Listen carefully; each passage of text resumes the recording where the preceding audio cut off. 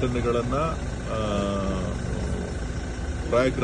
ಇತ್ತೀಚಿನ ದಿನಗಳಲ್ಲಿ ಪ್ರಯಾಗ್ರಾದಲ್ಲಿ ಸುಮಾರು 300ಕ್ಕೂ ಹೆಚ್ಚು ಜನ ಸಾವನ್ನಪ್ಪಿರತಕ್ಕಂಥ ವರದಿಗಳಿವೆ. ಸರ್ಕಾರ ಅದನ್ನು ಮುಚ್ಚಾಕುವಂಥ ಪ್ರಯತ್ನ ಮಾಡಿದೆ. ಯಾರು ಪ್ರಾಯೋಜಿತ? ಅದು ಬಿಜೆಪಿ ಪ್ರಾಯೋಜಿತನ, ಪ್ರಧಾನಮಂತ್ರಿಗಳದ, ಮುಖ್ಯಮಂತ್ರಿಗಳದ? ಸೊ ಹೀಗೆ ಕೆಲವೊಂದು ಲೋಪದೋಷಗಳನ್ನು ಮುಚ್ಚತಕ್ಕಂಥದ್ದು ಸರಿಯಲ್ಲ. ಇದು ಇವತ್ತು ಸಾಂತ್ವನ ಹೇಳಬೇಕಾದಂಥ ಕಾಲ. ಈ ರಾಜ್ಯದ ಯಾರು ಸಾವನ್ನಪ್ಪಿದ್ದಾರೆ ಅವರ ಕುಟುಂಬಗಳಿಗೆ ನಾವು ಸಾಂತ್ವನ ಹೇಳಬೇಕೇ ಹೊರತು ರಾಜಕೀಯ ದೊಂಬರಾಟಕ್ಕೋಸ್ಕರ ಪ್ರತಿಯೊಂದು ಕ್ಷಣನೂ ಕೂಡ ಮಾಧ್ಯಮಗಳ ಮುಂದೆ ಹೋಗಿ ದಿನ ಒಂದೊಂದು ಹೇಳಿಕೆ ಕೊಡೋದಿದೆಯಲ್ಲ, ಅದು ಎಷ್ಟು ಸರಿ ಅಂತಕ್ಕಂಥದ್ದು ಮಾಧ್ಯಮದ ಸ್ನೇಹಿತರು ಕೂಡ ಚಿಂತನೆ ಮಾಡಬೇಕು.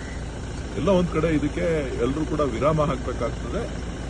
ರಾಜ್ಯದ ಪ್ರಗತಿ ಬಗ್ಗೆ, ರಾಜ್ಯಕ್ಕೆ ಆಗಿರ್ತಕ್ಕಂಥ ಧಕ್ಕೆ ಬಗ್ಗೆ ಚಿಂತನೆಗಳನ್ನು ಮಾಡಬೇಕಾದಂತೆ ತಪ್ಪುಗಳನ್ನು ಸರಿಪಡಿಸಲಿಕ್ಕೆ ನಿಮ್ಮ ಸಲಹೆಗಳೇನು ಅನ್ನೋದನ್ನ ಕೊಡಬೇಕಾಗ್ತದೆ. ರಾಜಕೀಯಕ್ಕೋಸ್ಕರ ಯಾರನ್ನೋ ಅವ್ರ ರಾಜೀನಾಮೆ ಕೊಡಿ, ಇವ್ರನ್ನ ರಾಜೀನಾಮೆ ಕೊಡಿ, ನಾಳೆ ಇನ್ನೊಬ್ಬನ ರಾಜೀನಾಮೆ ಕೊಡಿ. ಎಲ್ಲರ ರಾಜೀನಾಮೆನೂ ನಾವು ಕೇಳ್ಬೋದು, ಪ್ರಧಾನಮಂತ್ರಿ ಕೇಳ್ಬೋದು, ಮುಖ್ಯಮಂತ್ರಿ ಕೇಳ್ಬೋದು, ಅಥವಾ ಕುಮಾರಸ್ವಾಮಿ ಅವರ ರಾಜೀನಾಮೆನೂ ಕೇಳ್ಬೋದು. ನೈತಿಕತೆಯ ಪ್ರಶ್ನೆಗಳು ಬಂದಾಗ ಸಾಕಷ್ಟು ವಿಚಾರಗಳನ್ನು ಚರ್ಚೆ ಮಾಡ್ಬೋದು. ಸರ್, ಈಗ MLC ಆಯ್ಕೆ ವಿಚಾರದಲ್ಲಿ ಕಾರ್ಯಕರ್ತರ ಅಸಮಾಧಾನ ಈಗ ಶುರುವಾಗಿದೆ ಸರ್. ಯಾಕಂದರೆ ಬೇರೆ ಬೇರೆ ರಘುನಂದನ್ ರಾಮನ್ ಅವರ ಹೆಸರು, ನಟರಾಜಗೌಡ, ಬೇರೆ ಬೇರೆ ಹೆಸರುಗಳು ಕೂಡ ಇದೆ. ನನಗೆ ಅದರ ಬಗ್ಗೆ ಮಾಹಿತಿ ಇಲ್ಲ. ಅದು ಪಕ್ಷದ ವರಿಷ್ಠ ತೀರ್ಮಾನ ಮಾಡಿರ್ತಕ್ಕಂಥದ್ದು, ಮುಖ್ಯಮಂತ್ರಿಗಳ ಆಯ್ಕೆ. ಅದು ಮುಖ್ಯಮಂತ್ರಿಗಳು ಏನು ತೀರ್ಮಾನ ತಗೋತಾರೆ ಅದನ್ನು ಪಕ್ಷ ಸ್ವಾಗತ ಮಾಡಿ. ಸರ್, ಈ ಕಾಲ್ತುಳಿಕೆ ಸಂಬಂಧಪಟ್ಟಂತೆ ಆಮ್ ಆದ್ಮಿ ಪಾರ್ಟಿ ಪ್ರಾಸಿಕ್ಯೂಷನ್ಗೆ ತನಿಖೆಗೆ ಆದೇಶ ಕೊಡಿ ಅಂತ ರಾಜ್ಯಪಾಲರಿಗೆ ಪತ್ರ ಬರೆದಿದೆ ಸರ್. ಪ್ರತಿಯೊಬ್ಬರಿಗೂ ಪ್ರಜಾಪ್ರಭುತ್ವ ವ್ಯವಸ್ಥೆಯಲ್ಲಿ ಪ್ರತಿಯೊಬ್ಬರಿಗೂ ತನ್ನದೇ ಆದಂಥ ಹಕ್ಕುಗಳಿದೆ. ಆ ಹಕ್ಕುಗಳನ್ನು RCB ತಂಡ ಗೆದ್ದ ಮೇಲೆ ಅವರು ಮತ್ತು ಅವ್ರ ಪಕ್ಷ ಏನೇನು ಟ್ವೀಟ್ ಮಾಡಿದೆ ಅನ್ನೋದನ್ನ ತಾವು ರಾಜ್ಯದ ಜನರಿಗೆ ತೋರಿಸ್ಬೇಕು.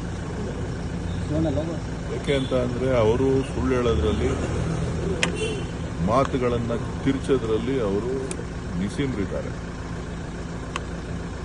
ಬಹುಶಃ ಅದು ಅವ್ರ ಘನತೆಗೆ ಸರಿ ಬರುತ್ತೋ ಇಲ್ವೋ ನನಗೆ ಗೊತ್ತಿಲ್ಲ. ನಾನು ಅವರ ಹೇಳಿಕೆಗಳನ್ನು ಗಮನಿಸ್ತಾ ಇದ್ದೆ. ಎಲ್ಲೋ ಒಂದು ಕಡೆ ಒತ್ತಡದಲ್ಲಿದ್ದಾರೆ ಅಂತ ಕಾಣಿಸ್ತದೆ. ಆರೋಗ್ಯ ಸರಿ ಇಲ್ಲ. ಆರೋಗ್ಯದ ಕಡೆ ಗಮನ ಹರಿಸಿ ಈ ರಾಷ್ಟ್ರದ ಜನರಿಗೆ ಇನ್ನೂ ಹೆಚ್ಚಿನ ಸೇವೆ ಮಾಡೋದಕ್ಕೆ ಅವರು ಚಿಂತನೆ ಮಾಡಲಿ ಅಂತೇಳಿ ನಾನು ಮನವಿ ಮಾಡಿದೆ. ಮಂಗಳೂರು 9ನೇ ತಾರೀಕು ಬಿಜೆಪಿ ನಾಯಕರು ಮಂಗಳೂರು ಚಲೋ ಅಂದ್ಕೊಂಡಿದ್ದಾರೆ ಸರ್. ಮಂಗಳೂರು ಇನ್ಸಿಡೆಂಟ್ಗೆ ಸಂಬಂಧಪಟ್ಟಾಗ ವಿಜಯರ ಪ್ರತಿಪಕ್ಷ ನಾಯಕರು ನೋಡಿ, ಮಂಗಳೂರು ಒಂದು ಅದಕ್ಕೆಯಾದಂಥ ಒಂದು ಇತಿಹಾಸ ಇರತಕ್ಕಂಥದ್ದು.